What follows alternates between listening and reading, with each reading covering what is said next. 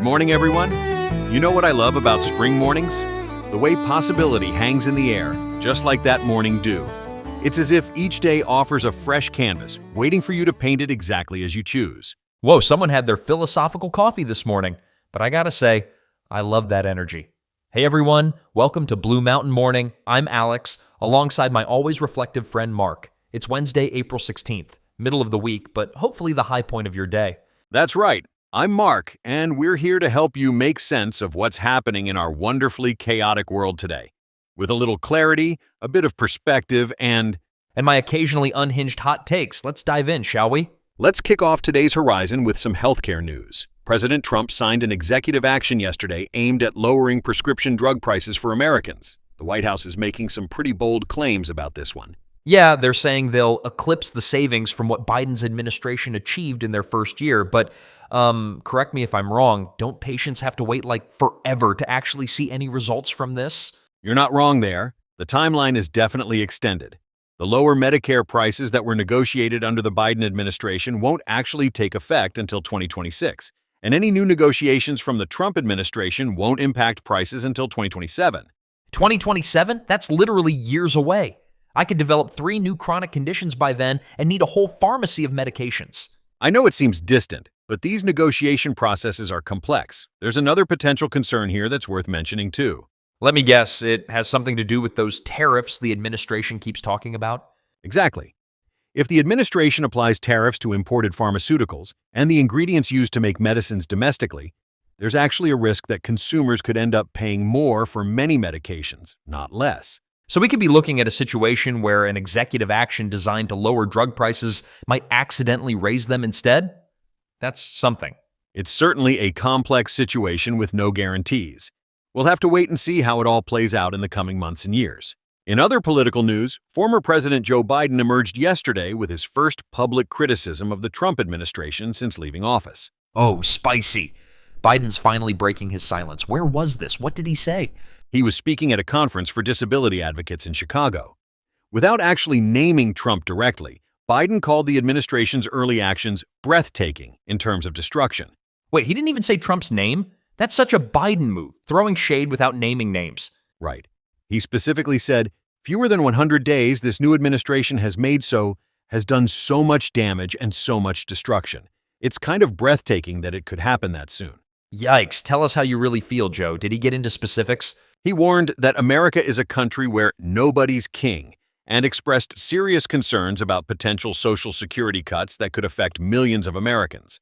Social Security is like the third rail of politics. Touch it, and you die. That's a pretty direct attack on Trump's economic agenda.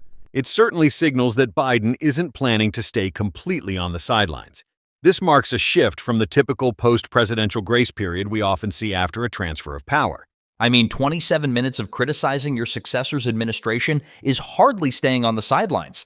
Seems like retirement hasn't mellowed him out at all. And in another developing story, the Trump administration has drafted a memo to Congress outlining plans to end nearly all federal funding for public media, which includes NPR and PBS. Wait, seriously? Like completely defund Big Bird and all those nerdy news programs?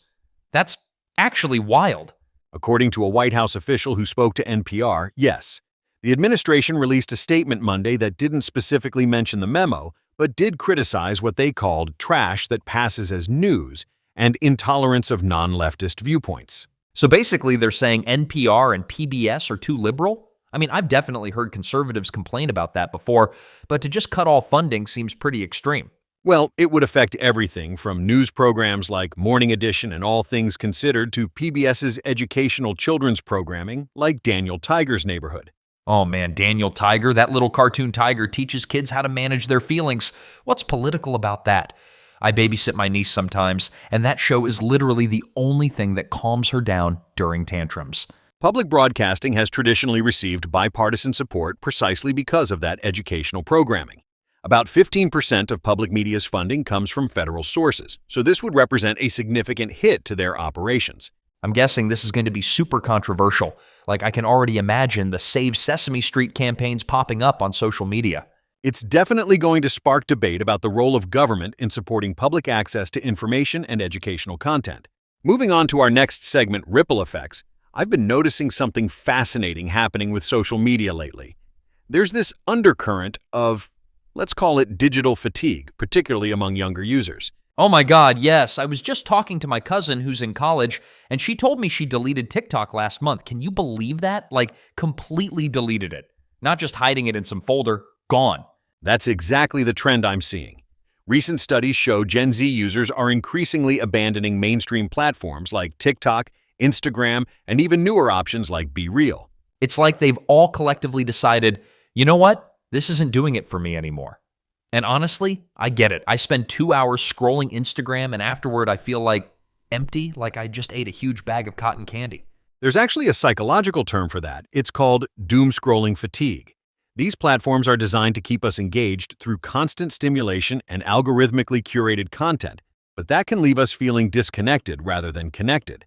Completely. And it's also performative, right? Like everyone's trying to look perfect or interesting or whatever. It's exhausting.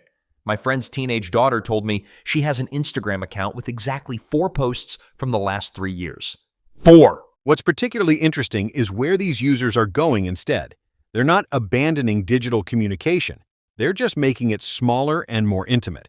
Group chats. My God, group chats are everything now. I'm in like 7 different ones with completely different vibes. My workout buddies, my true crime obsessives, my send weird AI art at 2 a.m. friends. Exactly. We're seeing a shift toward what some researchers are calling digital coziness, private spaces where people can be their authentic selves without the pressure of public performance or engagement metrics.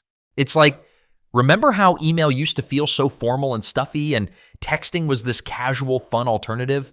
Now the mainstream social platforms feel like email, all stiff and anxiety-inducing, and these little group chats are the new texting. There's also a privacy component.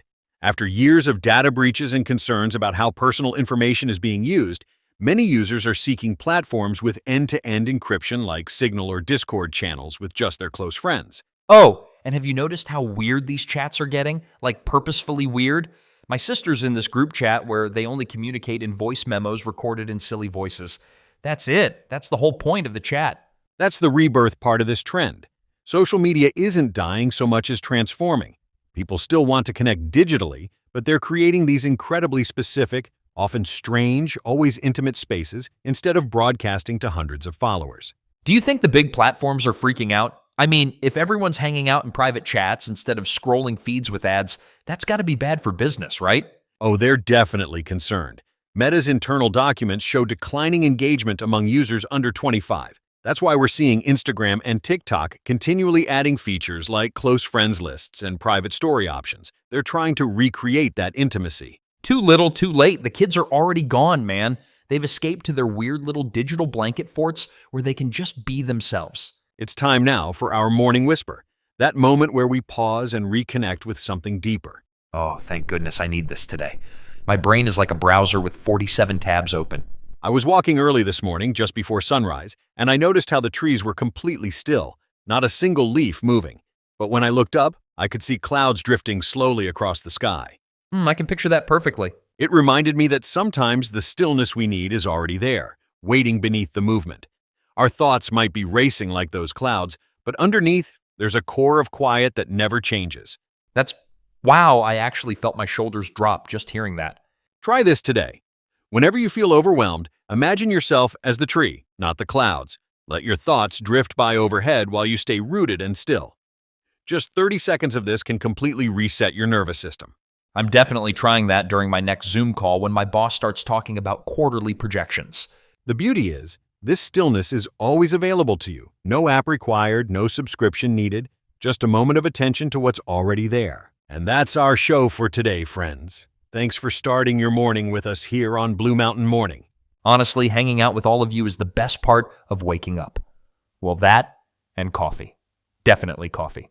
If you found something valuable in today's show, why not share it with someone who might need a bit of clarity in their day?